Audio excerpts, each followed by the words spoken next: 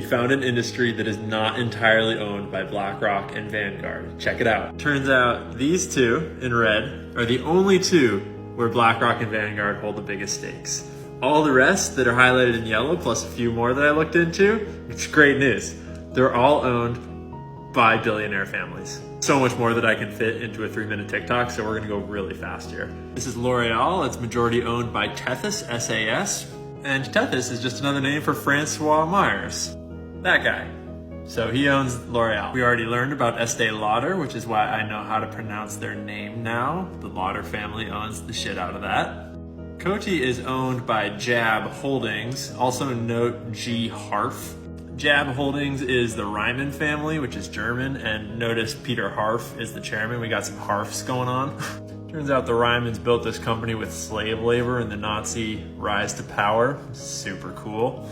We're gonna try to skip all the little brands like Lancome that are owned by bigger brands like L'Oreal. You can do that research for yourself. Just type in the name of the brand and ownership and it'll tell you these things. Natura & Co Holdings is a Brazilian brand owned by the two families of the co-founders.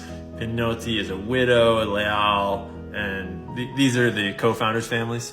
We already learned that LVMH is owned by Bernard Arnault, who is the richest man in the world at the moment, at least the reported richest.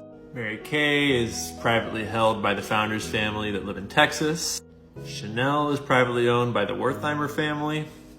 And Amour Pacific is Korean, owned by the Su family that founded it.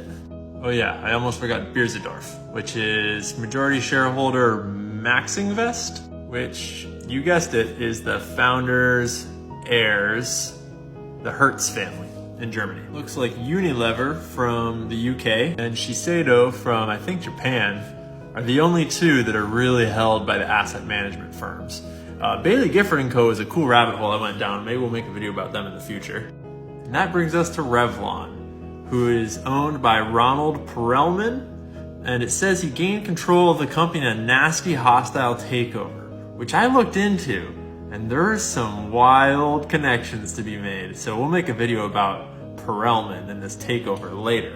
But anyways, that's the beauty and luxury industry for the most part. And I don't know why it's owned all by billionaire families. And a lot of them are founders. Like a lot of them are people that like made creams in their kitchens and then sold them and then became multi-billionaires. A lot of them are also just old money. But this industry is distinctly different than all of the other ones we've looked at so far. Anyone know why?